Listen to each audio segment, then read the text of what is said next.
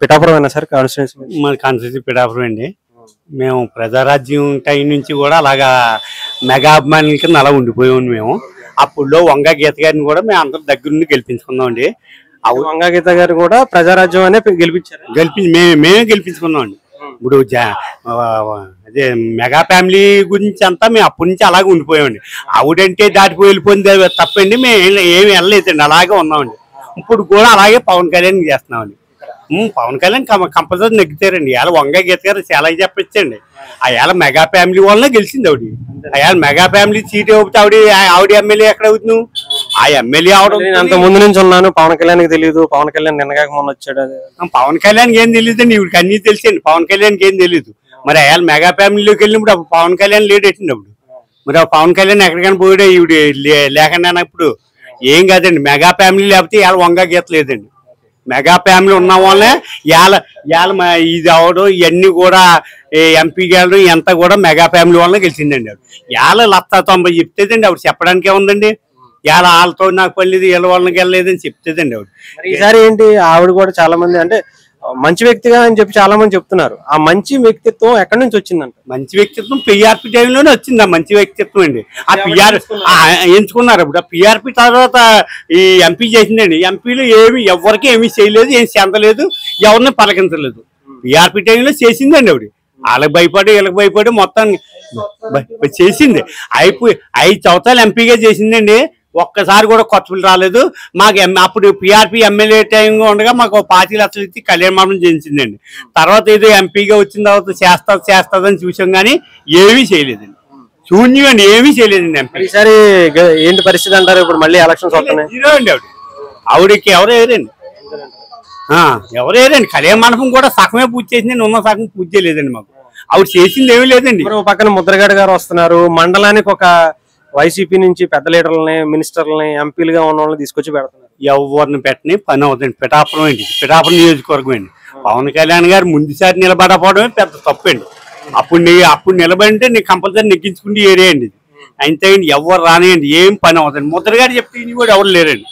ముద్రగాడు గారు చెప్తే నీవు రోజులు పోయినాయండి. ఆయన నేను సినిమాల్లో ఆయన హీరో కావచ్చు, నేను రాజకీయాల్లో హీరో అంటున్నాను. ఎందుకండి వయసు అంతా అయిపోయింది. ఇప్పుడు చీ అనిపించుకోవడానికి అంతే. అన్ని ఆ మాటలన్నీ వయసు అంతా అయిపోయాక చీ అనిపించుకోవాలి కదా జనాలతో. అందంగా పోతే ఎలాగా? అందంగా పోతే కొన్నాళ్ళ పాటు పేరు నిలబడుతుంది. అది నిలబడడానికి ఇష్టం లేదు ఆయనకి. అని చెప్పి చీ అనిపించుకోవడానికి ఇప్పుడు ఇవన్నీ మాట్లాడుతున్నాడు. నిన్న కూడా పవన్ కళ్యాణ్ గారు మా ఇంటికి రావాలంటే అర్హత ఉండాలి. జగన్మోహన్ రెడ్డి గారు అంటే ఆయన నాన్నగారు సీఎం గా చేశారు, ఈయన ఎంపీగా చేశారు, ఇవి అని చెప్తున్నారు. అంటే అవినీతి చేస్తేనే ఆయన ఇంటికి రానిస్తారా, లేదా మామూలు మంచి వ్యక్తులు రానివారు అంటారు? రానివారండి. మంచి వ్యక్తులు అవినీతి చేసిన వాళ్ళని ఆయన ముద్రగాడు గుమ్మం ఎక్కాలండి. మంచి వ్యక్తులు ఏం రానివారండి. ఈయన టోటల్ గా తప్పుడు మనిషి అండి. నాకు ముద్రగాడి చాలా అభిమానం ఉండేదండి.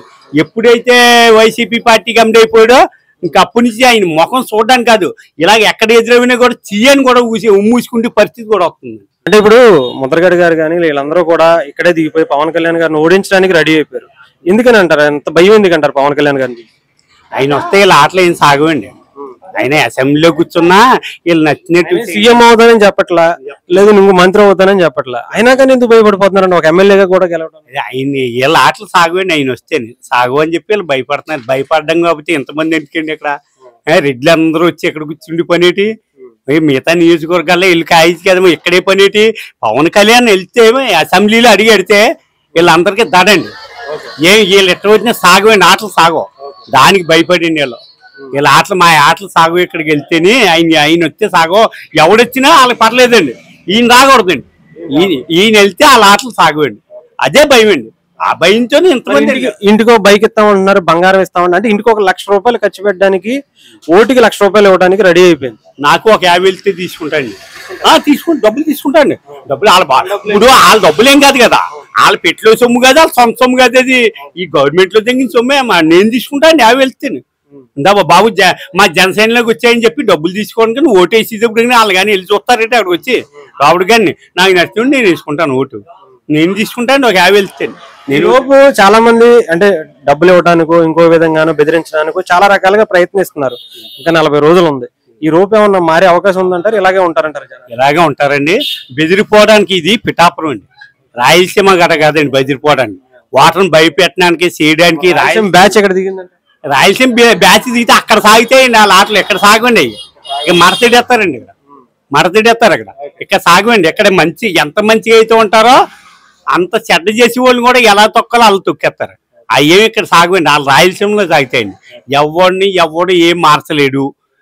ఇప్పుడు మీరవని ఏ మీరని ఎవరినన్నా అడగండి. ఎవడో భయపడి ఏం చెప్పలేదు. మేము పవన్ కళ్యాణ్ చేస్తాం ఖచ్చితంగా చెప్తున్నారు.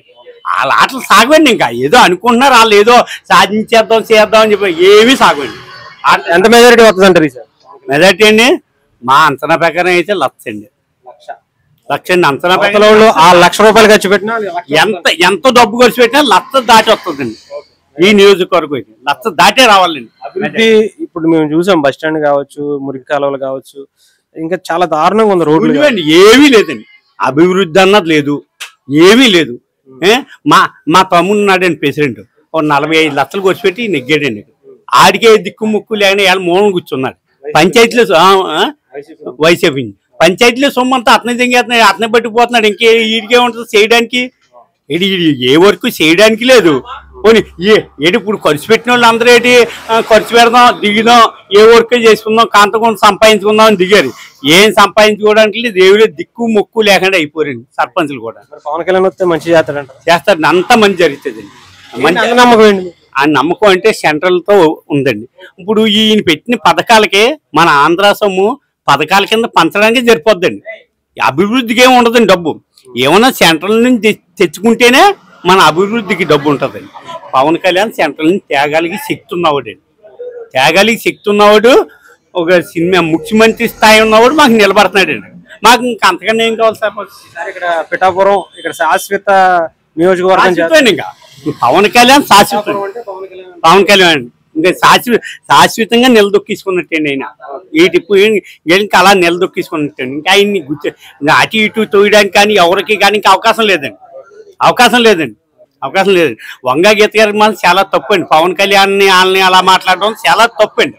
రాజకీయ చరిత్ర అయిపోలేదండి, ఇంకా బోల్డ్ ఉంది రాజకీయ చరిత్ర. ఆవిడ అనుకుంటుంటే రాజకీయ చరిత్ర అయిపోయింది అది అనుకుంటున్నా. అయిపోలేదండి. ఇప్పుడు మొదలవుతుంది రాజకీయ చరిత్ర. పవన్ కళ్యాణ్ గెలిచిన తర్వాత మొదలవుతుందండి రాజకీయం. అసలైన రాజకీయం ఇప్పుడు మొదలవుతుంది. ఒకప్పుడు మేము ఒరిస్సాలో వర్కులు చేస్తుంటామండి. ఒరిస్సా వాళ్ళు గట్రానే ఉన్న మనిషిని ఆంధ్రలాగే ఉండాలి. ఆంధ్ర ఎలా ఉందో అలాగే ఉండాలి. మనం ఆంధ్రాని చూసి కాపీ కొట్టి అక్కడ డెవలప్ చేసి చూడండి. 108 ఎన్ని పెట్టడం ఎంత ఇప్పుడు వాటికన్నా దిగజారిపోయిందండి.